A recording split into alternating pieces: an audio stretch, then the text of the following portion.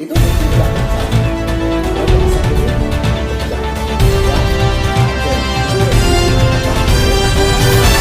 distribusi maksudnya ya.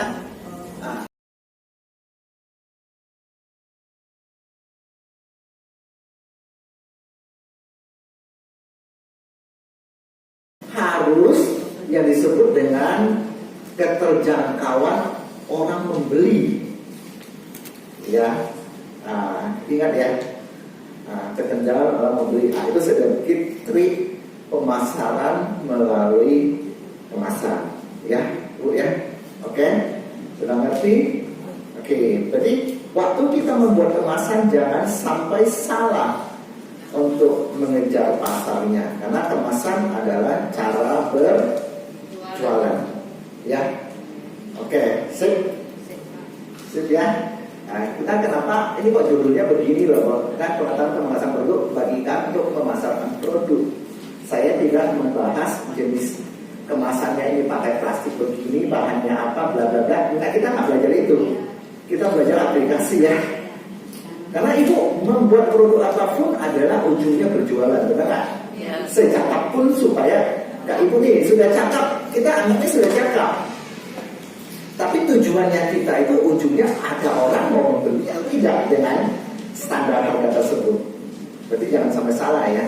Nah, oke, nanti baru kita ajarkan kepada Ibu bagaimana Pak Dewi kalau saya menurunkan cara memakai kemasan untuk berjualan. Nanti kita lanjutin ya. Berarti kita sepakat dulu kemasan itu dipakai untuk berjualan ya, untuk memasarkan produk ya. Oke, sip. Lanjut ya, ini sesi pertama ini supaya kita sepakat dulu. Nah, apa sebenarnya packaging itu Bapak Ibu? Kemasan sebenarnya gabungan antara sains dalam hal ini melindungi produk ya.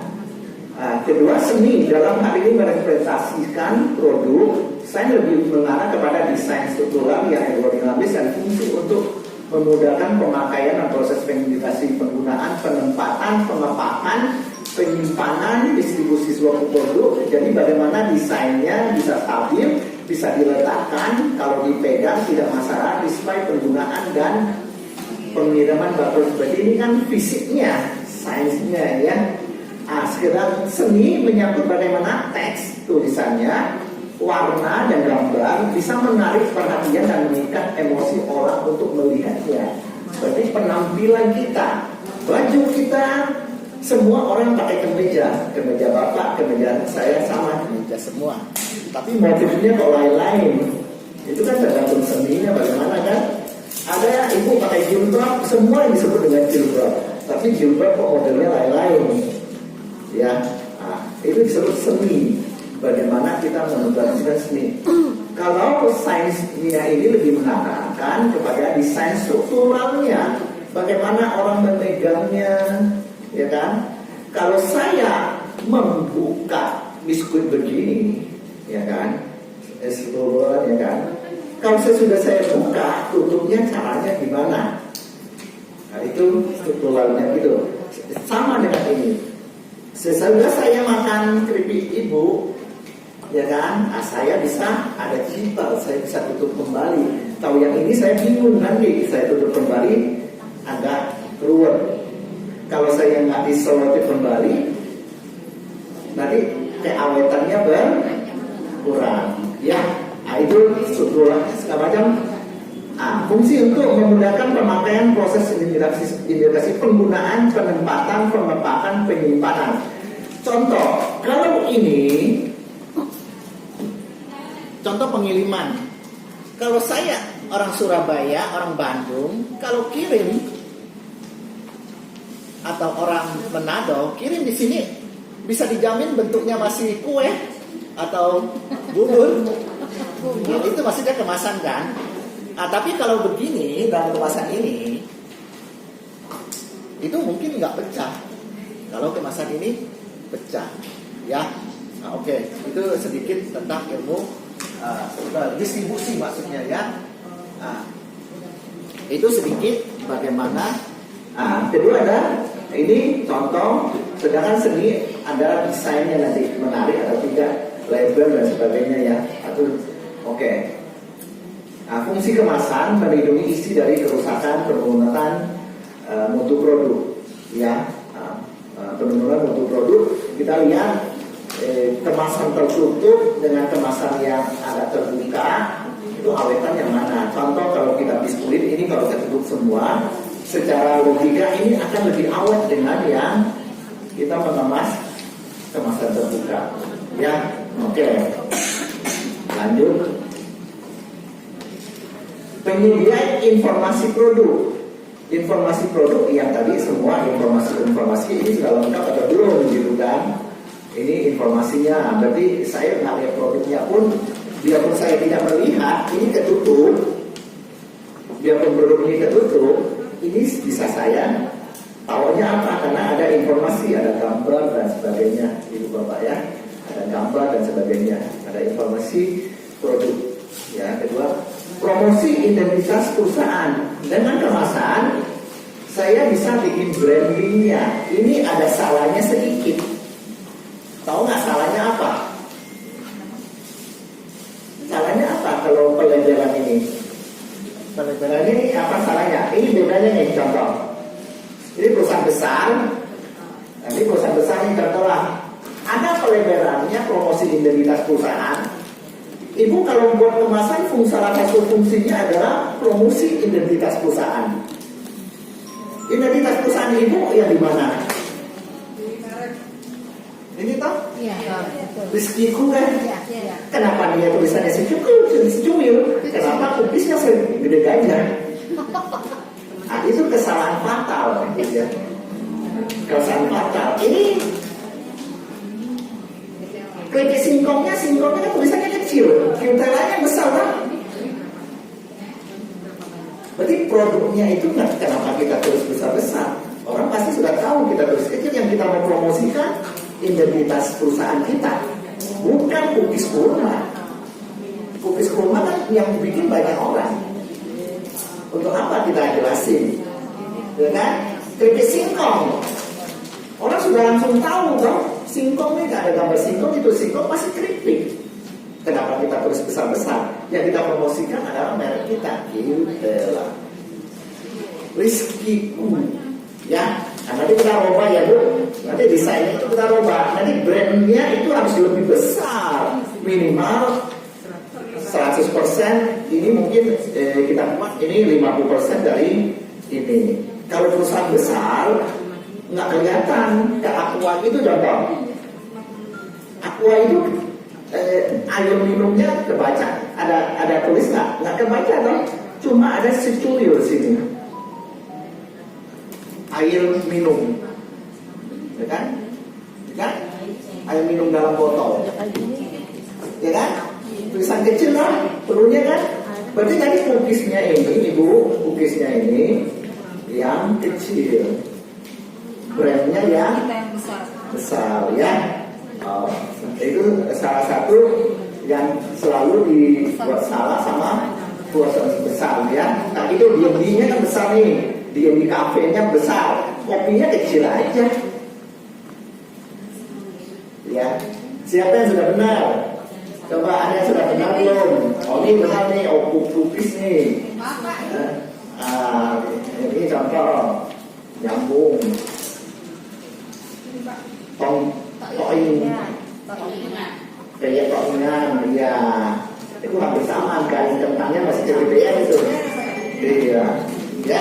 Nah, nanti kita perbaiki yang sedikit-sedikit salah itu supaya kita tahu cara berjualannya ya, Bapak Ibu ya. Berarti nggak perlu besar-besar nama itu semua orang sudah tahu ini namanya cookies ya, kue sudah tahu orang. Gampang, yang penting gambarnya menarik. Ya gambarnya itu yang menarik ya. Nah, merupakan bagian dari promosi penjualan. Packaging adalah promosi penjualan Bapak Ibu. Ya. Disebut promosi apa? Yang kita lihat adalah gambarnya, mereknya. Ini kalau kita tidak pakai contoh, kalau kita tidak pakai merek polos, berarti itu kan orang tidak tahu. Dia jual akal kelapa ini kan banyak Bapak Ibu. Ini adalah brosur Ibu. kemasan ini adalah brosur. Ya, jadi bisa kita bikin menarik seapapun bisa. Ini kan brosur karena ada tulisan, ada gambar, ya, ada identitas. Itu adalah merupakan promosi penjualan, menambah nilai jual produk, menambah nilai jual produk, menambah atau mengalihkan nilai produk, apa itu? Ya, menambah nilai kali produk, ya. Contoh misalnya, nanti kita simulasi, ya, yang disebut dengan mengalihkan produk itu apa? Ya, mengalihkan produk itu apa? Contoh kalau mengalihkan produk, ini produk ibu 80.000, 60 ya, 90, anggaplah cepet lah. Kalau Betawi bilang cepet ya. Ini barang cepet, bisa nggak jadi 0 pack? Ya kan? Kalau kita jual 200.000 ini kan tidak bisa dong, benar? Tapi bagaimana caranya supaya ini bisa 200? Ya, nanti caranya nanti kita lanjut. Ada cara-caranya ya. Oke. Fungsi kemasan sekarang, kemasan sudah melampaui fungsi basicnya sebagai pembungkus atau pelindung, ya Bu ya. Orang kemasan apalagi zaman sekarang ya. Dalam pemasaran, marketing dia sudah menjadi alat yang berfungsi sebagai silent salesman. Jadi sebagai sales atau sebagai penjual di rak-rak toko, di toko online, dagang dan di rumah konsumen, bahkan juga membangun loyalitas konsumen terhadap produk. P2G merupakan saluran komunikasi pemasaran terakhir dari perusahaan kepada calon pembeli.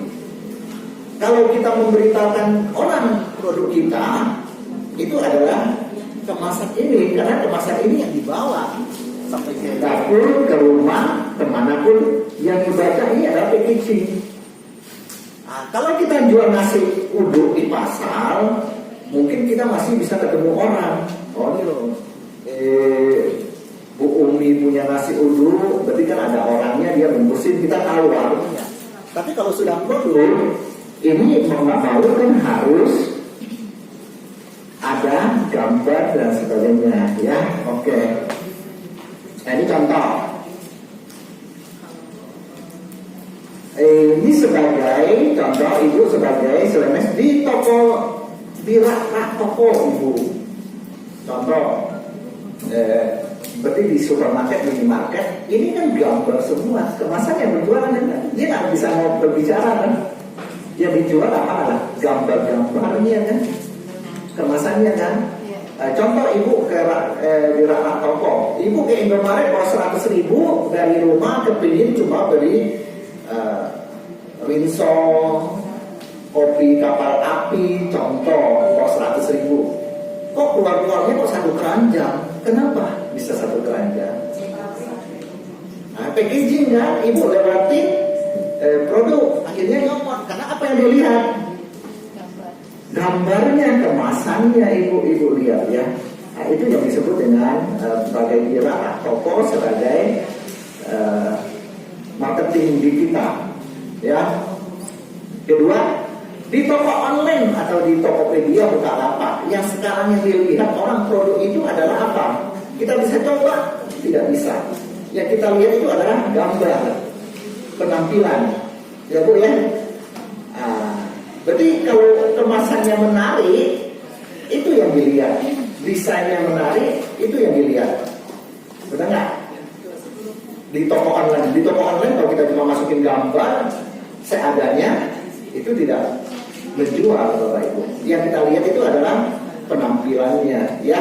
Sama dengan ibu upload ke Instagram atau TikTok, itu foto yang lagi cemberut sama suami atau yang tertawa?